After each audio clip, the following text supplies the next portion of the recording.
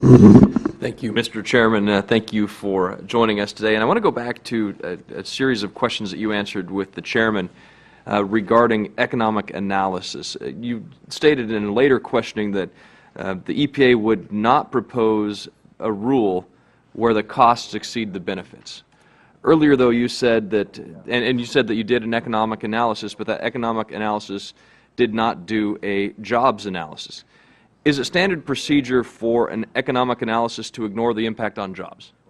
Well, we didn't do a direct analysis, and again, we sought further. So you did not do a direct economic analysis? No, we did a direct economic analysis of the various potential costs that we've identified, which includes cost of compliance by the utility sector, the cost to the states, as well as various benefits. But not a cost on jobs? Not directly. So what you did do a cost on jobs then? Indirectly? Well, we just looked at the direct cost from complying with the rule. So you did or you did not do jobs? No. So is it standard procedure then for an economic analysis to not include jobs? Well, and I can get back to on the specific details of how we do economic analysis. We do economic analysis based on the direct consequence of our rule. So you don't think your rule will have direct consequences on jobs? Well, I mean, we did an analysis of the various costs of that, and clearly we're cognizant of the economic consequence of our rule. So it does have an economic consequence? Sure, but we looked at both the cost and benefits of the rule. But you didn't look at jobs? Not directly, no.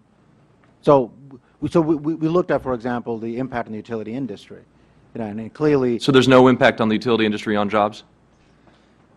Well, we didn't do that direct analysis. So there is an impact on cost to the utility industry, and that translates to potential increase, as I noted earlier, some rise in utility rates. So do you believe then that that an economic analysis that fails to show the full picture on jobs, is that an adequate economic analysis?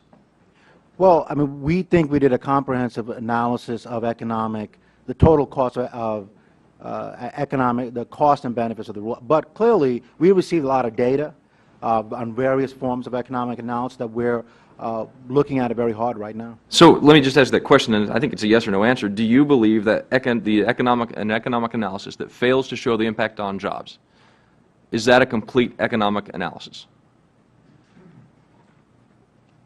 Well, clearly we all, and the President has made that commitment, we have to look at job consequences of everything. So then the answer is no, it's an incomplete economic analysis. Well, I think the economic analysis pertinent for every rule is going to differ. And I can get back to you on the reasons. Well, no, I just would like to know, I mean, is it your position, is it the EPA's position that an economic analysis that fails to take into account jobs, is that a complete economic analysis?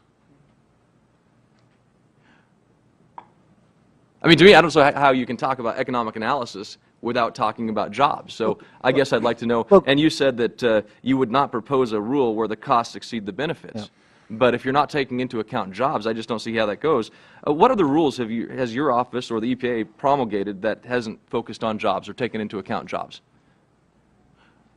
Well, I mean, I will get back to you on the rules, but... Yeah, I'd like to see a list of all the rules you proposed that haven't taken into account jobs. And then the executive order that was issued, will you ask for a review under the look-back provisions of the executive order so that it does take into account the effect on jobs? Well, clearly we would look at any job consequences. But you haven't, and you said you won't, and you didn't. Well, as I explained earlier, we have to look at the direct consequence of the rule. And so to the extent that there are direct job consequences, we will take a look at that. So you have taken a look at jobs? We have not directly taken a look at jobs. But you just said you would, your answer just then said that you would take a direct look at direct jobs. Yeah. So you have or you haven't? Not directly in the rule, in the proposed rule.